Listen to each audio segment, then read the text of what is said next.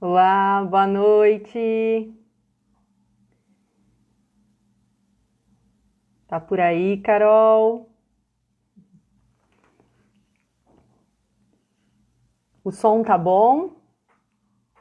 A imagem?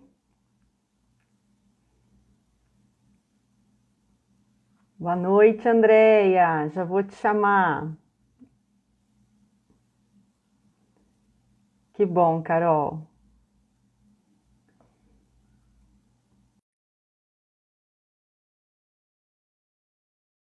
Andréia? Boa noite, Andréia. Oiê, boa noite, pessoal. Tudo bem? Tudo bem? Tudo jóia, graças a Deus. Vamos Então, lá, tá bora para mais uma ótimo. live, né? Sim, vamos lá, vamos conversar, vamos Isso, vamos compartilhar esperar um o pessoal. pouquinho. Isso mesmo. Te agradeço muito, viu, Andréia? Vamos esperar o pessoal entrar, esperar um Uhum, pouquinho, né? Bastante gente nova entrando. Boa sim, noite, sejam bem-vindos.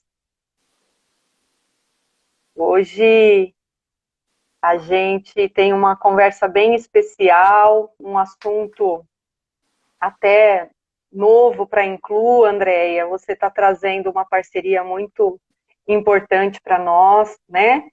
Que é trabalhar com essas habilidades socioemocionais hoje no contexto da sala de aula, uhum, compreendendo a diversidade das uhum. aprendizagens, as demandas, né?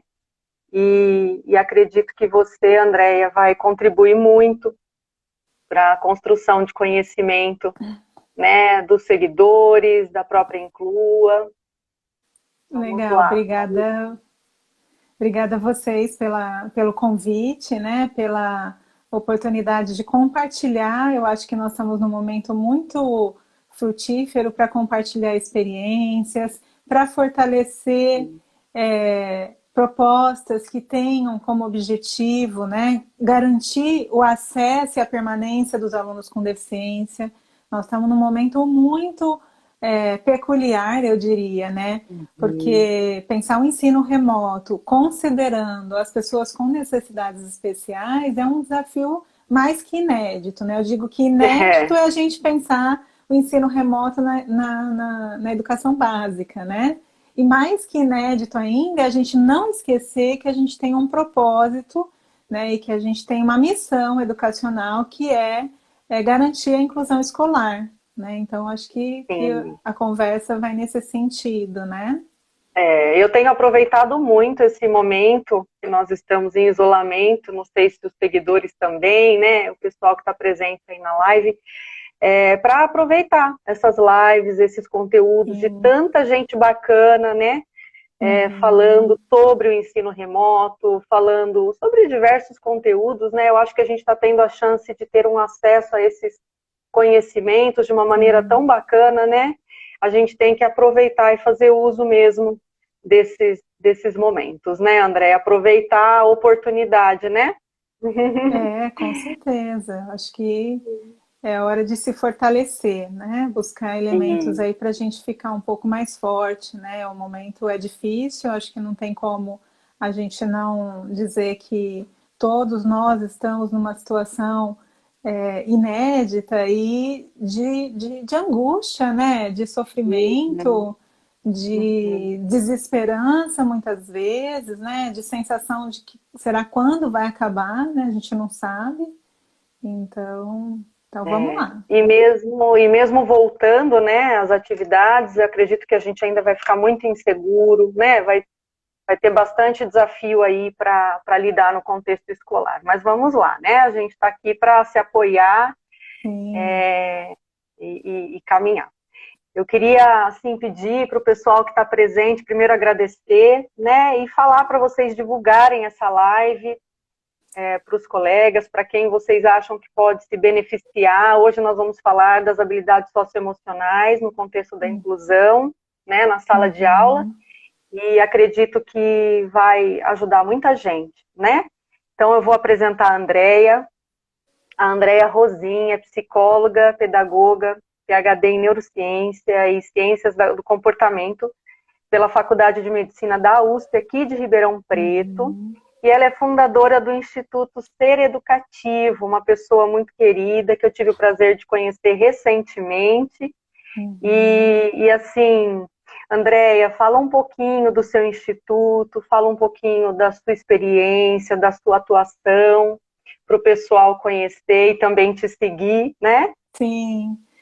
Então, eu tenho compartilhado assim um pouco da minha transformação. Eu acho que vale a pena. A gente está vivendo também esse momento em que muitas pessoas estão perguntando, né? Será que ele tem um outro sentido, né? Que é um sentido diferente para a gente entender propósitos, né? E eu diria que eu estou nesse processo de transformação há alguns anos, né? Eu tenho uma primeira formação em psicologia, né? Em 2003, quando eu concluí o curso de psicologia, eu já inicialmente entrei no mestrado e comecei a estudar a área das habilidades sociais. E naquele momento eu tinha um interesse bastante intenso, e tenho até hoje, né? Que era de acompanhar os alunos que nesse período dos anos 2000, início dos anos 2000, eles estavam saindo da PAI e indo para a escola regular. Né? Então eu fiz um projeto de mestrado que já estava preocupada com essa causa social, que era a inclusão dos alunos com necessidades especiais, com deficiência intelectual e autismo, né, no ensino regular. E lá nos anos 2000, né, a gente tinha uma discussão aí pertinente, que era se era integração, se era inclusão, né, que a gente vai voltar um pouquinho para falar sobre isso na hora que a gente avançar na nossa conversa. E aí eu fui percorrendo todo esse meu caminho de investimento pessoal e profissional, de estudo, pesquisa, trabalhando diretamente com os professores em sala de aula. E por isso fui fazer pedagogia e fui fazer doutorado, pós-doutorado, sobre a prática docente. Então, todo o meu envolvimento sempre foi na sala de aula regular. Ora, eu estava assim, eu tenho até aqui algumas alunas que passaram pelas formações comigo há anos atrás, né? A Andressa, a Priscila estão aqui online e que podem contar também com essa experiência, que a gente também fez um movimento, uma tentativa de apoio à questão, à PAI aqui de Ribeirão, né? Nos anos, acho que foi de 2016, 2015, no sentido de pensar a inserção desses alunos na sociedade, né, desses usuários naquele caso. Enfim, eu tive todo um percurso educativo, de formação pessoal, enquanto pesquisadora, mas preocupada com a causa da inclusão, né? Então, preocupada com promover apoio às escolas para pensar o que é que eles precisavam para que a gente saísse do discurso do tipo eu nunca recebi formação, eu não sei o que fazer, né, que era uma coisa muito frequente o professor falar eu não sei, eu nunca recebi formação sobre isso e também não sei fazer sozinho, então eu ia lá, fazia junto, enfim. Isso teve uma vida, essa vida dedicada aos estudos e à pesquisa fez muito sentido para mim, pessoalmente, profissionalmente, tanto que eu fiquei 14 anos na universidade como pesquisadora, saí agora em janeiro desse ano por uma escolha profissional, que aí eu estou contando a minha transformação, né? Aí a Carol está dizendo que ainda é frequente o discurso, né? De que desconhece, de que não sabe. A gente vai falar sobre isso, Carol. Eu só vou dar ênfase na minha transformação até para explicar o ser educativo, né? Em 2014, eu fui convidada pela professora Edna Marturano, aqui da USP de Ribeirão, que é uma referência na área de saúde mental e desenvolvimento humano, a fazer um pós-doc, que foi a validação de um programa de formação para professores da educação básica. Então, nós aplicamos em dois grandes municípios para professores da educação infantil. E naquele momento, eu já entendia, porque eu já estava de 2013 a 2014, eu já estava há 12 anos como colaboradora em escolas públicas municipais e estaduais. Então, eu já entendia que a questão não era o sujeito com deficiência. Né? Eu já tinha entendido que a necessidade do professor é em relação à diversidade. Né? Então, eu já estava entendendo novas necessidades desse professor. E aí eu passei então a fazer o pós-doc sob supervisão da Edna Marturano, e aquilo ficava assim muito muito vivo dentro de mim. Eu adoro estar na escola, sabe? Gente que gosta de gente. Eu sou assim, eu sou meio gente que gosta de gente. Eu gosto de sala de aula, eu gosto de professor, eu gosto de gente. Então assim, isso para mim tinha vida intensa. E eu estava como coordenadora é, de um curso à distância, né, com poucas atividades presenciais e muitas atividades online, naquele contexto. Mas eu ia para a escola com uma vontade de estar lá e eu fazia daquilo assim uma experiência tão boa. Né? Então, quando eu chegava, né, eu até tenho alunas que estão aqui podem falar também, mas eu tenho amigas professores que se tornaram amigos, assim, próximos, que ele falava, André, de onde vem essa sua energia, essa vontade de estar aqui com a gente, né? Num contexto de tanta diversidade, porque eu sempre fui para escolas muito fragilizadas do ponto de vista da vulnerabilidade, né? Escolas Sim. carentes e que necessitavam de apoio mesmo. E aí eu falava, olha, o que mais me move na vida é esse desejo, que é até um sonho, né, de que a gente possa se unir e que a gente possa ter a gente até criou um slogan, juntas somos mais fortes, e a gente trabalhou nesse slogan por um tempo muito, assim, intenso, gostoso, e a gente foi formando essa comunidade de pessoas que tinham esse mesmo propósito, né, promover educação de qualidade, incluindo sujeitos com deficiência, pensando num propósito. Isso foi tendo vida para mim, né? E aí, quando eu concluí em 2016 o pós-doc, que é um texto, que é um manual, hoje ele é um documento, né? Porque pesquisa tem muito disso. A gente publica, alguns leem, Sim. a linguagem para alguns não são muito acessível. Esse ano ele vai sair como um livro, né? Que vai ser uma Que reflexão para legal! professores. Então eu fiz toda uma conversão aí da literatura, no sentido de tornar a linguagem mais acessível e ser um diálogo com professores, que é o que eu gosto de fazer. E aí Que legal! a Rosana é cursista, nós estamos com um curso online todo cheio de inovações, né? A Rosana faz super Que parte dele, legal! tá aí dizendo que gostou, né, Rosana? Obrigada pela Que presença. bom! E aí, assim, isso para mim tem muito vida, sabe? Marina, eu gosto disso, eu gosto de sala de aula, eu gosto de professor, e eu quero me unir com pessoas que tenham esse mesmo propósito, né? E aí eu Sim. comecei a pensar nisso, eu estava lá na universidade, eu fazia muita coisa, trabalhava insanamente, mas eu fazia muita coisa que eu não conseguia chegar na sala de aula. Eu não tinha mais o acesso aos professores como eu tinha antes, né? Presenciais, era tudo remoto.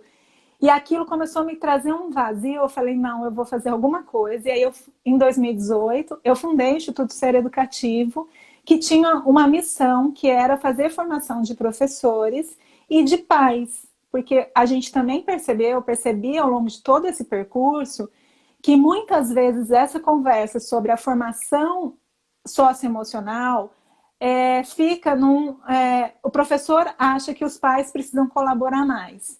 E os pais, muitas vezes, até têm vontade de colaborar mais, mas eles não sabem como fazer. Eu falo, nunca, não tem nem escola para pais, para eles serem um pouco mais habilidosos e saberem lidar com tantas coisas que têm surgido na função de pai e mãe, né? E aí, então, eu Sim. fundei o Ser Educativo com esse propósito. Então, eu e a Josi Campos, que somos amigas e psicólogas, a gente começou a propor grupos de pais e de professores, horas separados, hora em grupos, mesmo no mesmo grupo, que a gente fizesse diálogos formativos para que esses pais e esses professores pudessem encontrar caminhos para a formação socioemocional, para a busca de uma vida saudável, tanto para eles quanto para os seus filhos e estudantes. E isso hoje tem, assim, feito muito sentido na minha vida, né? Então, desde Dado 2018, frutos, né? dado Dado muito. frutos, a gente, com muita alegria, assim, eu falo que eu tive a oportunidade de escolher um caminho, então, assim, eu fiquei nessa vida dupla ou tripla, porque eu estava na educação básica, no ensino superior e com o instituto. Então, era uma vida muito intensa, mãe de duas meninas, casada, ou seja, louca, né? Muito doida. E atendendo na clínica, né? Então, assim, insano. Eu falei, não, vou fazer uma escolha para eu viver uma vida mais saudável, até porque é essa vida que eu desejo para todos aqueles das quais eu faço Uhum, orientação, mentoria, né? Eu acho que a gente tem que chegar um momento e uhum. falar qual é a minha escolha, qual é o meu propósito e acreditar nele. Então, esse ano, a gente fez em 2018 a formação da primeira pós-graduação no Brasil em habilidades e competências socioemocionais, que as turmas estão em Que bacana. andamento, então é bem legal, é um conjunto aí de professores todos da área. Né? O ano passado nós fizemos vários cursos livres e a gente fez para pais, para professores, e aí a gente começou a ter muita demanda dos próprios alunos, que querem também aprimorar suas habilidades, falar das suas dificuldades. E aí esse ano a gente está retomando com os cursos online devido à circunstância, né? Ainda Sim, bem que a gente tem um know-how, eu vim da EAD, eu tenho uma experiência de 12 anos no ensino à distância, então, para mim, eu estou conseguindo criar estratégias para ficar próximo. E é isso, estou tocando a vida na clínica e também no Ser Educativo, que é esse projeto de formação de pessoas, pais, professores e estudantes hoje. Andréia, a sua presença, né, é tão importante para a gente. Eu também trabalho no contexto escolar, né, e a gente te ouvindo assim, você vem para preencher um espaço que eu tenho a sensação que muitas vezes ainda não deu tempo de quem está dentro da escola focar. Sim. E ter Uhum. você, né, ter o teu trabalho, ter o teu conhecimento por perto, vem complementar, né, toda essa...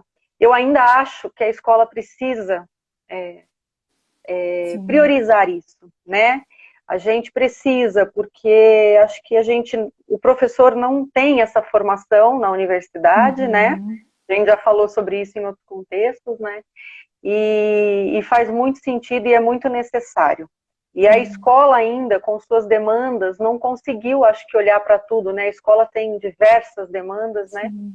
E saber que temos você, né, aqui em Uhum. Ribeirão, ou enfim, você também atende, né, nos seus cursos EAD, para contribuir é muito importante, né?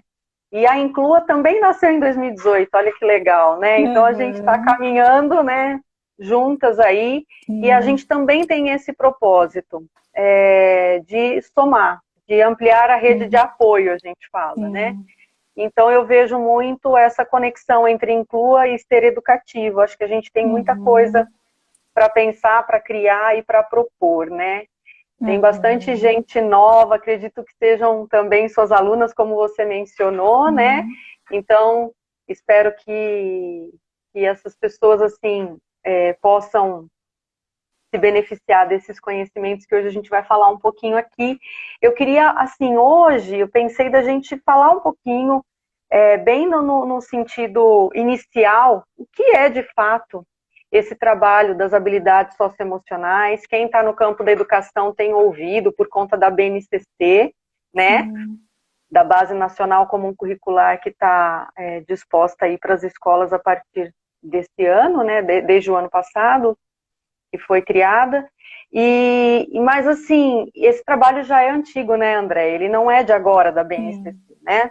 Então eu queria que você falasse um pouquinho o que é, um pouco desse contexto desse trabalho para a gente se aproximar dessa perspectiva mais prática, do chão da sala Uhum. de aula, se você puder contar um pouquinho para a gente, Andréia. Com certeza. Eu vou fazer uma retrospectiva, eu anotei aqui alguns pontos importantes que eu considero que são fundamentais para a gente entender todo o processo, né?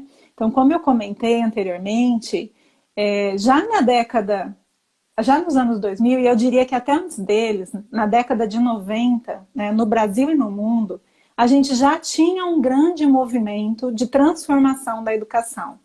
A partir do Sim. momento em que a gente viu a aprovação do relatório Delors, pensando lá os 4 pilares da educação, e o relatório Delors ele foi aprovado numa reunião em 1989, é que o relatório foi traduzido para o português em 91. Né? Então, quando esse processo ocorre, olha só, 89, 91 no Brasil, a gente começa a pensar numa educação que ela tem 4 pilares.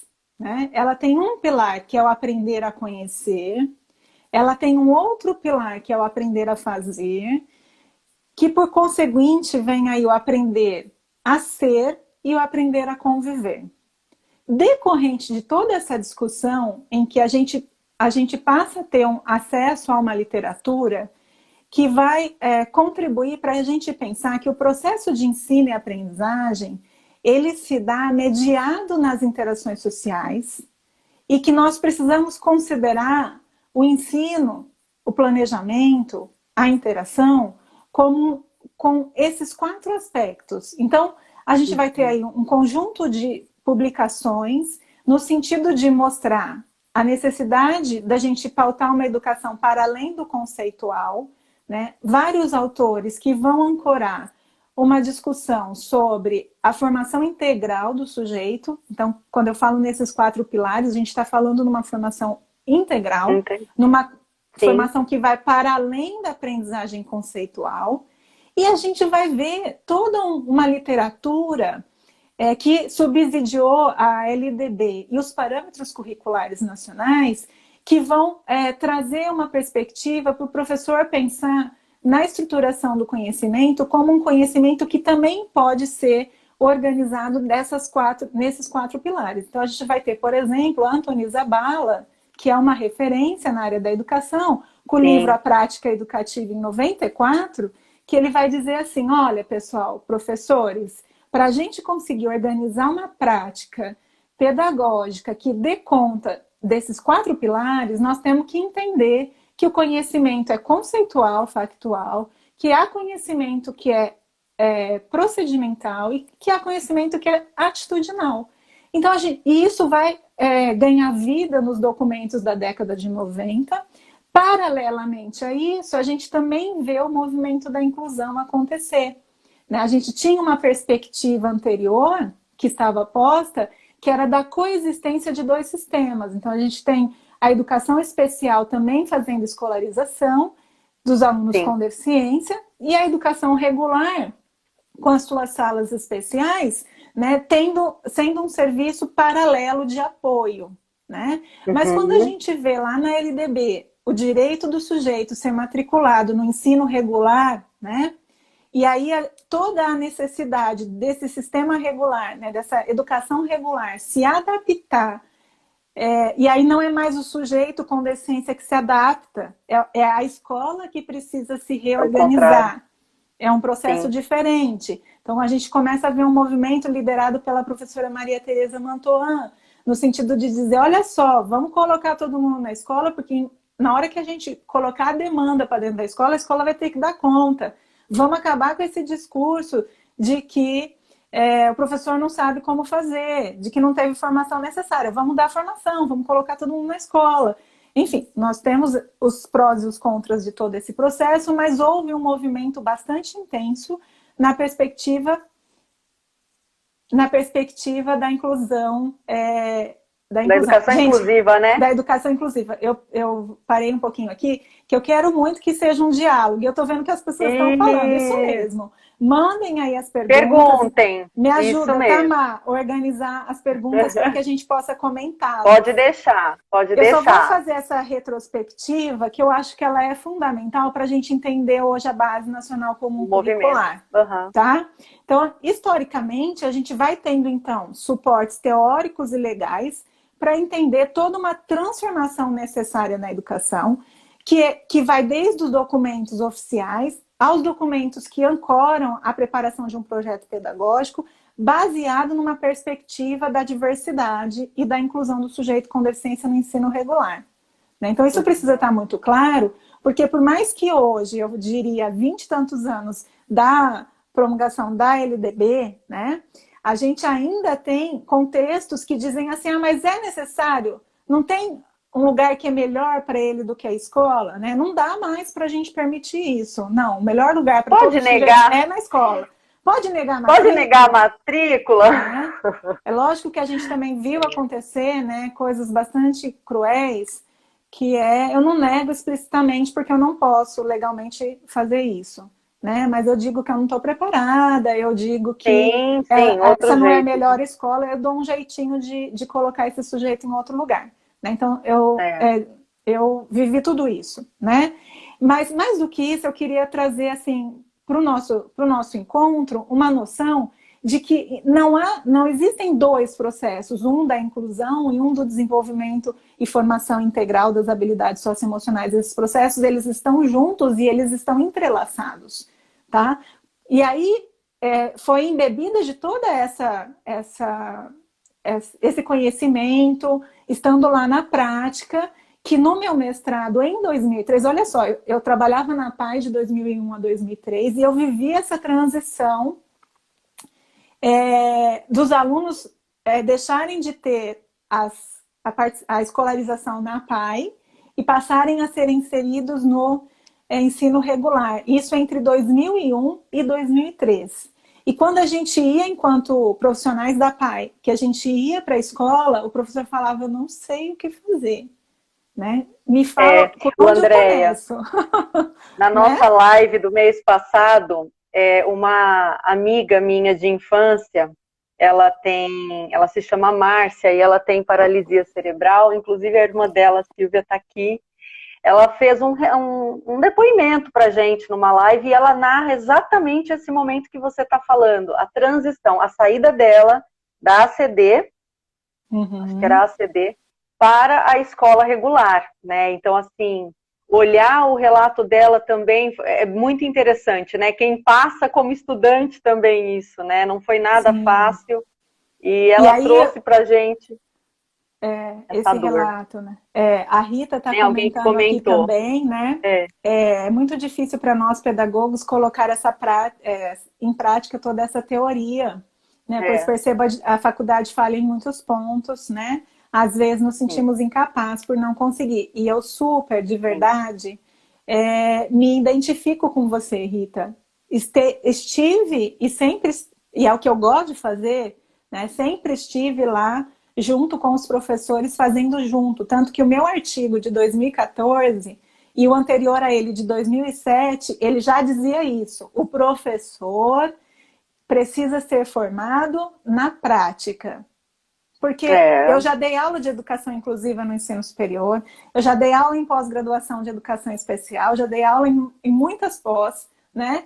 Mas o professor, quando ele está diante de uma necessidade específica de um aluno, e ele se depara com um conjunto de saberes que ele aprendeu teoricamente, mas que ele não consegue fazer a transposição para a prática, se ele não tiver apoio, é esse sentimento que a Rita está dizendo. Né? Vai dizer assim, eu não dou conta, como eu sou ruim.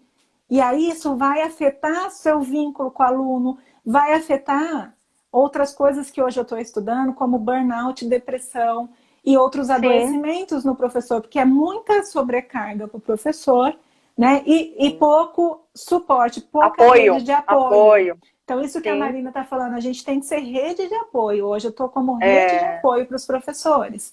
Né?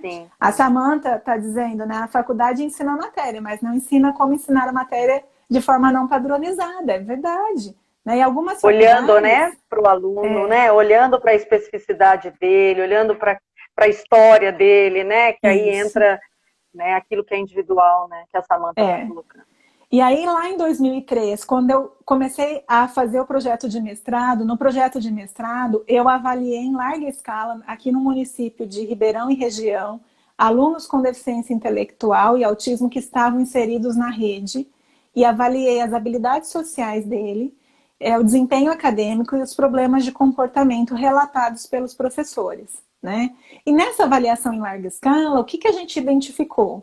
Que não só, porque eu tinha então um grupo que era indicado pelo professor como grupo com baixo desempenho acadêmico, que são alunos que a gente diria com dificuldades de aprendizagem. Eu tinha o grupo de alunos com deficiência intelectual, o grupo com autismo, né? Então eu tinha um grupo que só tinha deficiência intelectual e um grupo que tinha deficiência intelectual e autismo. Comorbidade. Isso, e eu tinha um grupo de alunos com bom desempenho. Então, eu tinha 4 grupos. E esse estudo, então, foi tentar mapear quais eram as dificuldades e as potencialidades de cada um desses grupos. Né? E aí, o que a gente descobriu é que, assim, as dificuldades relatadas pelos professores em termos de habilidades sociais ou socioemocionais, né? elas são muito similares do ponto de vista do sujeito com dificuldades de aprendizagem e do sujeito com deficiência intelectual e autismo, com especificidades para o sujeito com autismo. E aí a gente foi mapear essas especificidades. O que é que esses sujeitos com autismo requeriam de diferente para aprender interações sociais, já que um dos itens que afeta no autismo é a interação social, é a comunicação social. Então, quais aspectos eram esses que impactavam? E aí, em síntese, assim, de forma bastante resumida, o que a gente percebeu, né? Que os professores, eles conseguem identificar as dificuldades do aluno em termos de expressão de ideias, argumentação, cooperação, né? Eles até dizem assim, avaliam os alunos, né? Quando a gente usa instrumento para avaliar, os professores dizem, eles conseguem algumas vezes. Tá, como eles conseguem? Quando ele fala uma coisa, por exemplo, cooperar, ele consegue expressar opinião, argumentar junto com ser escutado pelo outro, né? Emprestar um pertence, resolver um conflito, coisas dessa natureza que a gente estava investigando, né? Esse trabalho está publicado, quem tiver interesse está no site do Cielo. E aí o que a gente viu então, Má? A gente viu que os professores conseguem identificar várias dificuldades desse público com deficiência intelectual e autismo. Eles conseguem identificar algumas potencialidades, mas eles não conseguem fazer a organização do conteúdo que leve em consideração as necessidades do aluno. Entendi. Porque esse é o grande desafio. E como desenvolver um trabalho abarcando todas essas demandas, né? Eu penso, né? Isso, porque a Silvia, só deixa eu comentar aqui, ó, só porque a gente vai, só para acolher a Silvia aqui, a Silvia coloca que é muito dolorido ouvir que esse professor está na sala de aula e que não se sente preparado para lidar com essa diversidade. Aí ela pergunta se esse trabalho com as habilidades socioemocionais também abarca o TDAH. Eu acredito que sim, né? Quando a gente fala das crianças com transtornos de aprendizagem, né, Andréia? Sim. Agora, não sei sobre a sua pesquisa, né, especificamente. Eu vou falar, Silvia, um pouquinho sobre isso. Deixa eu só concluir uma coisa. Então, o que a gente mapeou, Silvia? Eu estou falando, gente, de 2003, tá? 17 anos atrás. A gente mapeou que os professores precisavam de apoio. Eles precisavam a gente chamou de assessoria colaborativa. É um profissional especializado que está na escola, que atende a escola e que auxilia num passo a passo esse professor a construir esse projeto integrado. Esse projeto que permite com que ele desenvolva os conteúdos curriculares previstos no currículo e também contemple as necessidades individuais dos sujeitos com deficiência. Porque isso é inclusão. Né? E nós batalhamos, e aí então no doutorado o que eu fiz foi um programa para professores que tinham alunos com deficiência intelectual e autismo, para eu servir de assessora pedagógica ali para eles, para a gente fazer essa assessoria colaborativa. Né? Nessa ocasião eu já tinha concluído a pedagogia e estava lá no doutorado dedicada a esse apoio junto aos professores. Aí, voltando um pouquinho para a pergunta da Silvia, que eu sei que a Samantha também tem muito interesse. Então, quando a gente fala dos sujeitos com transtorno de déficit de atenção e hiperatividade, né? A Carol está aqui presente, eu acho que ela tem muito mais propriedade para falar em termos de avaliação, mas vou falar brevemente daquilo que eu conheço, né? Mas humildemente digo que não sou uma especialista em avaliação desses sujeitos, né? Mas eles fizeram parte, sim, dessa minha pesquisa em 2003, porque quando eu me deparei com a indicação dos professores de quem eram os alunos com dificuldades de aprendizagem e problemas de comportamento, dentre os problemas de comportamento aparecia a questão da hiperatividade, né? O aluno que é muito agitado, que não para quieto na carteira, que tem dificuldade de concentração, entre outros sintomas que nós avaliamos, né? E aí o que a gente viu, Silvia e Samantha, né, e as demais professores, que a dificuldade do professor é a mesma. Ele precisa Ah lá, a Silvia colocando, sou professora e já aconteceu dos pais tirarem filhos da escola por ter na sala uma criança especial. Como que Sim, podemos tentar reverter essa situação, pois ainda vivenciamos isso? Vamos falar sobre isso um pouquinho mais para frente, tá? Super pertinente. o nosso último tópico é um pouquinho de dicas práticas, né, Andréia? Eu Isso, acho que dá para trabalhar um pouquinho esse ponto isso. E a Da questão Silvia do Castro. autismo severo na sala de aula, né? Eu também acompanho uma menina que tem um quadro de autismo mais severo, né? Com autolesivos, enfim, outras questões. Mas a gente já vai nela. A gente não vai esquecer de você não, tá, Silvia? Fica com a gente até o fim. Mas voltando lá no TDAH. Então, assim, o que foi ficando cada vez mais claro para mim, Má, em relação a esse suporte para o professor, é que quando o professor se depara com uma situação de uma certa especificidade, seja ela um menino com TDAH, seja ela um menino com autismo, ou com outros transtornos, né, de aprendizagem, parece que ele paralisa o professor. Ele precisa resgatar de onde ele tira, né? Eu falo assim, busca aí na cachola, busca na caixinha, onde que é que está esse conhecimento? Você teve acesso? Você conhece o Por quê? onde eu começo? Por onde começamos? Eu Então vamos começo. lá. Começamos sempre por uma avaliação diagnóstica. O que é que esse sujeito sabe? O que é que ele ainda não sabe? Como ele aprende? E principalmente, que vínculo eu consigo estabelecer com esse sujeito? Com ele. Porque a gente, enquanto educador, não pode nunca desconsiderar que a aprendizagem só ocorre se tiver vínculo de confiança, de Andréia, reciprocidade. você sabe que eu acho que isso ele é dado, todo mundo sabe, mas eu acho é uma percepção, né? O professor fica tão preocupado com tudo que às vezes o vínculo não é o primeiro ponto.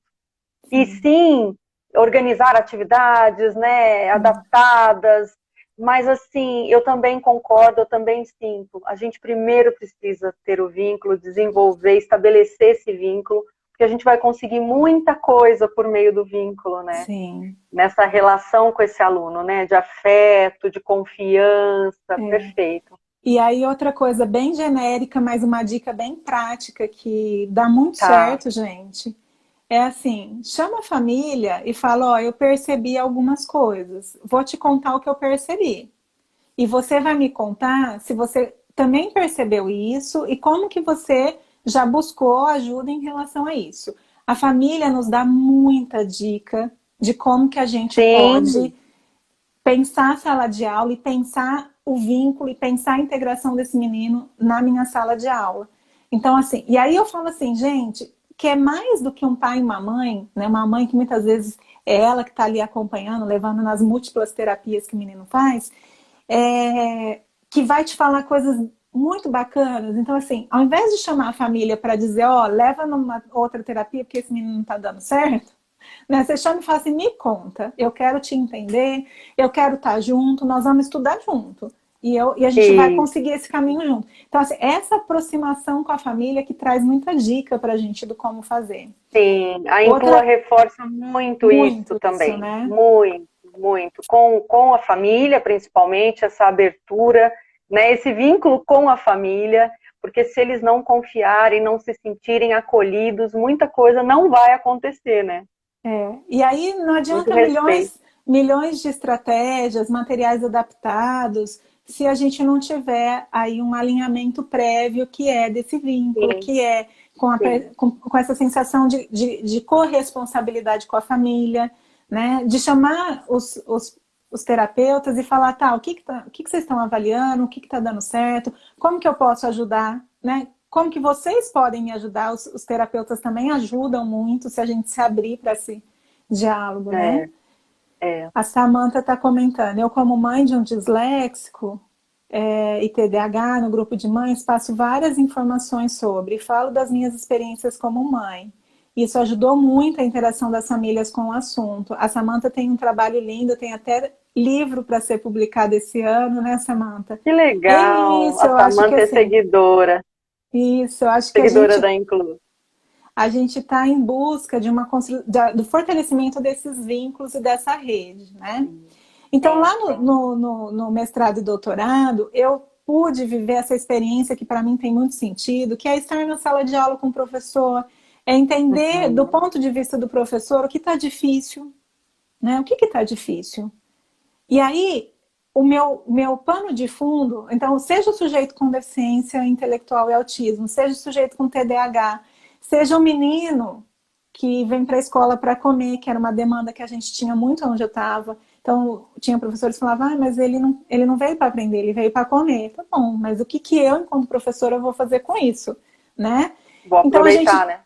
a gente tinha como pano de fundo o desenvolvimento socioemocional, pautado nas habilidades sociais e socioemocionais. E aí eu gosto muito de esclarecer, porque eu acho que o jargão, né, competências socioemocionais está familiarizado para alguns, né? Mas eu gosto sempre de esclarecer conceitos, porque eu acho que os conceitos nos ajudam Ótimo. até a entender melhor qual termo a gente usa, tá? Tá. Então, uma coisa é assim, ó, quando a gente olha para a base nacional, para a BNCC, a gente vai ver lá um grupo de 10 grandes competências gerais, né? Que Sim, são conhecimento, argumentação, pensamento crítico e reflexivo, comunicação, projeto de vida, autoconhecimento, que mais? colaboração, cooperação, resolução de Cooperação, situação, problema, né? empatia, responsabilidade social, são grandes blocos que são chamados de Sim. competências. Essas Uhum. competências precisam ser entendidas como conjunto de habilidades. Eu não ensino competência, eu ensino habilidades. E aí vamos resgatar lá o Zabala, quando ele fala dos conteúdos conceituais, atitudinais e procedimentais. Né? Então vamos ser bem prático. Então, por exemplo, eu quero ensinar conhecimento sobre, eu vou falar um exemplo aqui da Rosana, que está aqui presente, que é professora de inglês no Fundamental 2, e está lá ensinando, sei lá, verbo to be. Né? Então, ela está ensinando verbo to be, e aí ela tem isso como conhecimento conceitual. Né? Mas ela não vai só ensinar o que é o verbo to be, como ela vai ensinar a usar o verbo to be na frase, não é? Então ela Uhum. vai pensar nos Uhum. procedimentos necessários para ele se apropriar desse saber conceitual, não é? E se comunicar, né? E E se se comunicar. comunicar. Isso. Esse é o A gente, objetivo. a gente também pode resgatar lá atrás o Zabala quando ele fala em atitudinal, e aí a gente pode falar assim, dentro de atitudinal vão ter lá as habilidades de cooperação, por exemplo. Mas eu não ensino cooperação. Eu ensino, por exemplo, pedir ajuda, que é uma habilidade. Uhum. Eu ensino o aluno a aceitar ajuda. Quantos dos nossos alunos não aceitam ajuda? A se Muitos, comunicar? né? Muitos. Né? Então, em termos de cooperação, eu tenho que entender quais são as habilidades que estão dentro dessa grande competência, que é um conjunto de habilidades. Uhum. Né? E aí eu vou fazendo a transposição para isso. Né? Nesse sentido, de eu pensar um planejamento tanto mais organizado do ponto de vista do que eu estou ensinando, quanto mais claro para mim de quais são as metodologias que promovem essas aprendizagens.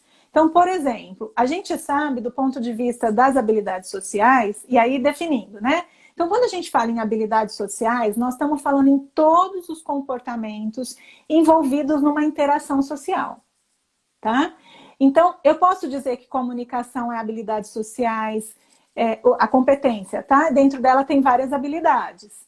Eu posso dizer que é argumentação, pensamento crítico científico, criatividade, porque tudo que envolve interação social, mais que uma pessoa na interação, eu estou falando de comportamentos sociais.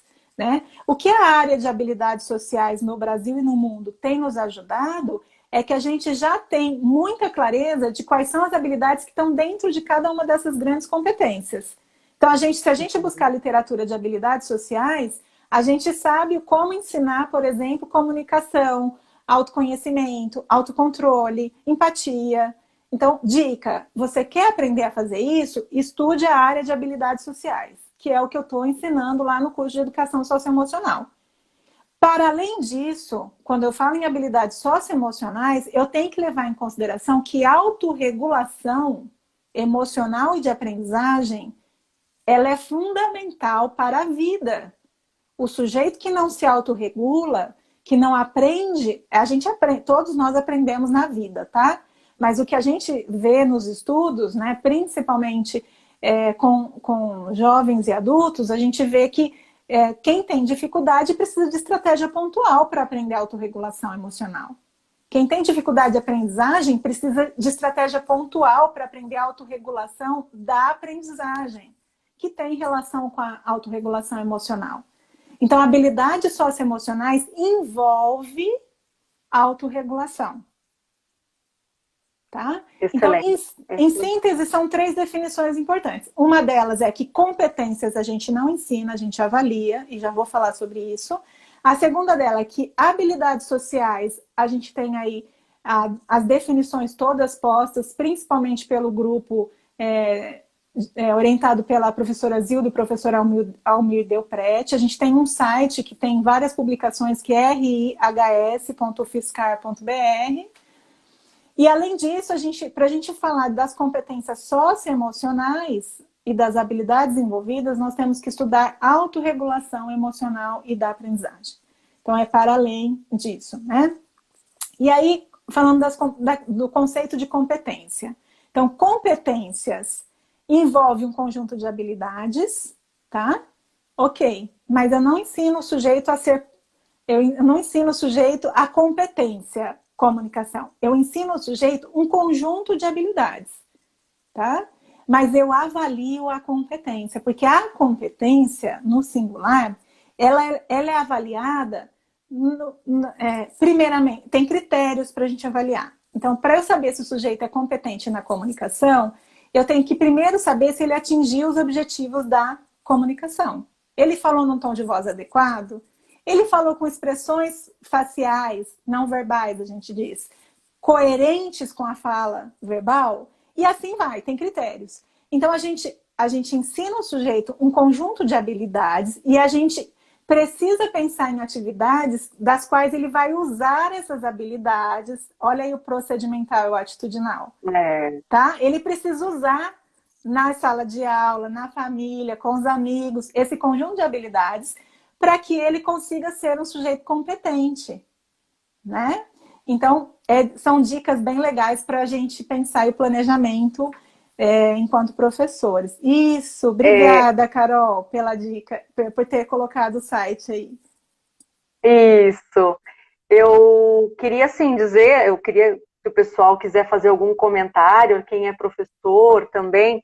Enquanto você fala, Andréia, passa um filme pela cabeça, a gente enxerga a sala de aula, o dia a dia do professor, a gente entende a perspectiva da educação inclusiva, né? Quando a gente pensa nessas habilidades, como cada criança se desenvolve, como cada criança precisa de mediação, de intervenção no dia a dia, né? Para ir desenvolvendo essas habilidades, né? Não sei se o pessoal quer fazer alguma pergunta em especial, mas faz todo sentido com a educação hoje, né? Quando a gente pensa ela inclusiva e acolhendo todos os ritmos de aprendizagens, né? Todas as personalidades das crianças, os comportamentos. Mas me faz pensar também, Andréia, como que nós, adultos, não sei se a gente se desenvolveu bem nessas habilidades, não sei se a educação que recebemos, né, nos ajudou. Então, eu penso assim, que a gente também, nos nossos workshops da Inclua, a gente fala um pouquinho sobre esse professor ali na sala de aula, a gente fala um pouquinho sobre a família, mas cuidando desse professor, né, que tem que cuidar de todas essas crianças e desenvolver de uma maneira saudável todas essas habilidades com essas crianças, mas, poxa vida, né, esse professor também precisa, né, desenvolver. A gente precisa ajudar esse professor a entender essas habilidades socioemocionais, mas desenvolvendo em si mesmo, né? Para poder oferecer para o outro. Não sei se, vou colocar como nós, sou professora, pedagoga também, se nós temos esse conhecimento, esse autoconhecimento a respeito, né, E aí dessas você foi habilidades todas. perfeita, porque no meu estudo de pós-doc, né, eu novamente, na tentativa de apoiar os professores e tal, e validar um programa, né, universal, a gente identificou que realmente os professores relatam e também se autoavaliaram, né, por meio de instrumentos, não tendo desenvolvido as suas próprias habilidades socioemocionais, né? E aí, Entende? isso que você falou é com certeza um ponto muito importante, né? Porque o tempo inteiro, hoje a gente vê muitos materiais sendo vendidos, implementados nas escolas, para que o professor, como se a aprendizagem socioemocional fosse como ensinar a operação matemática de Conteúdo. soma, ou de Sim. divisão, e na verdade, gente, não basta. Tá? Então, não É. adianta colocar o material didático e falar para o professor aplicar, porque ele não tem nele desenvolvido o repertório de habilidades socioemocionais. Isso, Tanto Andréia. que esse ano, de maneira muito inédita, porque eu já fazia isso presencialmente, né? Eu tive 2 grandes programas para professores no sentido de desenvolver no próprio professor essas habilidades. O primeiro deles chamou Programa de Autoconhecimento Socioemocional, em que é para professores e é para pais. Eu falo que é para todos os educadores, psicopedagogos, às vezes até os próprios psicólogos não têm formação interpessoal em habilidades socioemocionais, né? Então, assim, e aí esse programa de autoconhecimento socioemocional que eu já fazia ao vivo, aí no presencial, esse ano eu consegui fazer a migração dele para o atendimento online, com mentorias ao vivo comigo, com atividades práticas, e está sendo o máximo. A gente está finalizando a Que primeira legal. turma, né? Foram 8 encontros, bem bacanas, e assim, o pessoal que está passando por esse programa, que é de autoconhecimento, que é para sua própria formação, tem relatado muito, assim, o quanto que isso está ajudando a lidar com o estresse, com o burnout, E tanto que eu estou com uma pesquisa fresquinha aí que vai ser lançada ainda essa semana, que é para identificar estresse e burnout nos professores que estão fazendo ensino remoto. Há uma sobrecarga de trabalho. Já tinha um estresse todo nessa questão da BNCC e agora ainda mais outras novas demandas. Então, hoje o Ser Educativo tem 2 grandes cursos sendo ofertados. A gente está finalizando algumas turmas para poder começar outras, né? Uma delas é de um programa de autoconhecimento socioemocional, que é exatamente isso, é para o professor aprender para a vida dele, né? E para ele, eu falo que até psicoterapia em grupo online, porque ficou tão olha bacana, só. ficou tão gostoso, que a gente que é da psicologia sabe o que é um THS, né? Um treinamento de habilidades sociais. Eu consegui fazer um programa de habilidades sociais online, que é inédito, não existe. E foi bem Olha legal. só, André. Que E bom. é para professores com preço acessível e assim, tá dando super certo. E um outro Tá que é o tudo de no seu site? Tá tá tudo no tudo seu site. no site do Ser Legal. Educativo. E o outro que também a gente está em andamento, né? A gente tem até aqui a Rosana, que é uma testemunha viva do nosso curso de Educação Socioemocional, que na verdade é uma coisa que é um curso que é parte do meu pós-doc, né, que é esse programa de formação para professores, é o módulo inicial para o professor aprender a implementar o ensino das competências socioemocionais de acordo com a BNCC no currículo escolar, no seu planejamento, né? Então é um curso bem prático, olha lá, ela está dizendo que Que está legal. amando, né? É um curso bem autorreflexivo e ao mesmo tempo prático para implementar em sala de aula, para o coordenador, a gente tem coordenadores pedagógicos fazendo também, no sentido de ensinar para o aluno, tá? Então, como eu ensino o ensino dessas competências, dessas habilidades no currículo escolar? Este é o programa de educação socioemocional. E aí, então são 2 coisas distintas. Uma é um programa para o próprio professor se desenvolver e cuidar da sua saúde emocional, e o outro é para ele implementar o ensino na sala de aula. E Que legal. esse é o percurso do atual estado da arte, enquanto pesquisadora, empreendedora, mãe, né? É isso Que gosta de aí. gente, é isso. Mas é tudo isso ligado a um propósito de vida, né, André? E a gente encontra Sim. forças e energia. Olha, a gente está nos nossos últimos 4 minutos da live. Foi muito bom, Andréia, tem muito conteúdo. Eu acho que aguçou a vontade de estudar mais, acredito, né? Vendo os comentários. E eu Uhum. acho que a gente pode encerrar com uma fala da Alba. Ela escreveu um pouquinho mais acima, foi uma das últimas que comentou que ela acha que a inclusão é uma utopia, né? Que ela tem um filho com deficiência intelectual na escola pública e que ela já buscou parceria na escola e que ela não conseguiu nada. Então, Alba, assim, espero que você possa pensar um pouco diferente. A gente quer aqui ajudar pessoas como a Alba a nutrir Sim. a esperança de que é possível sim, mas a gente precisa percorrer um caminho e não é sozinho, né? A gente está Isso. aqui para pensarmos em conjunto, para termos referência. Quem entrar no site da Andrea, do Ser Educativo, assim como da Inclua, existem textos bem bacanas, instrutivos e também que associam a prática do professor como caminhos de possibilidade de desenvolver, né, esse trabalho. E como a Andrea disse, começar do começo, que é o quê? O vínculo, essa parceria, né? A gente sabe que é muito difícil esse cenário de parceria entre escola e família, até de profissionais. No workshop da Inclua, a gente oferta para muitos profissionais e professores, e a gente percebe, quando a gente abre a fala, as pessoas têm ainda muito medo de se colocar, o professor se sente muito Uhum. atacado por muitas opiniões que as pessoas veem, querem que a escola desenvolva a qualquer custo, e não é assim, né?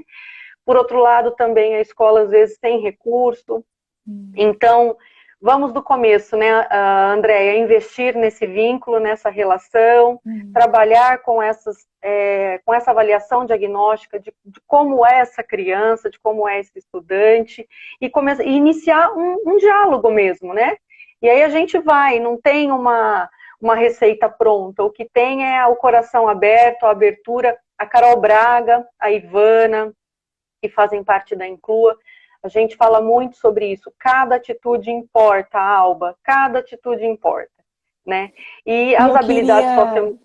eu queria Pode falar, só pode falar. também deixar aqui para a Alba, para quem tiver interesse, né? Eu estou fazendo um trabalho que eu tenho achado que está muito necessário, que é de mentoria para pais e professores, no sentido da gente pensar nesse ensino remoto para os sujeitos com deficiência. Tá? Então, Uhum. eu, enquanto psicóloga, tenho feito psicoeducação para os pais, para pensar um pouquinho, para acolher um pouco desse sofrimento e fazer orientações de pais e compartilhar algumas experiências interessantes que tem dado certo. E, ao mesmo tempo, para os professores, né? Eu tenho recebido muito, Marina, muita demanda de professores dizendo assim, eu tenho um aluno com autismo severo, eu não sei o que fazer agora online com ele. Né? E aí Sim, as sim. mães também dizendo, olha, eu tenho uma criança assim e tá muito difícil porque eu não consigo ter a terapia e aí como que eu vou resolver? Enfim, É, busque apoio, né? E a gente está aqui para isso, Alba. Eu queria te dizer que você exatamente. fique muito à vontade para nos contactar e a gente, dentro do possível, aí encontrar caminhos juntas, tá? Eu acho Sim. que é Aí, muito sofrido esse percurso e essa frustração de não dar certo, sabe? E as mães sim, sofrem muito mesmo, né, Mar? É uma coisa. sim, E sim. se vê A muito Inclua, sozinha, né? é, muito, muito. A gente acolhe muito. A gente faz workshop para pais também. Nós estamos nos últimos 27 segundos. Eu quero agradecer a presença de todo mundo. Andréia, mais uma vez, muito obrigada, né? Quero dizer que a gente tem um grupo de WhatsApp da Inclua. Quem quiser entrar também, é um espaço de reflexão. E a Inclua está lançando também um e-book bem acessível, com os principais e primeiros passos para a adaptação curricular. Logo a gente vai lançar nas nossas redes sociais. E em breve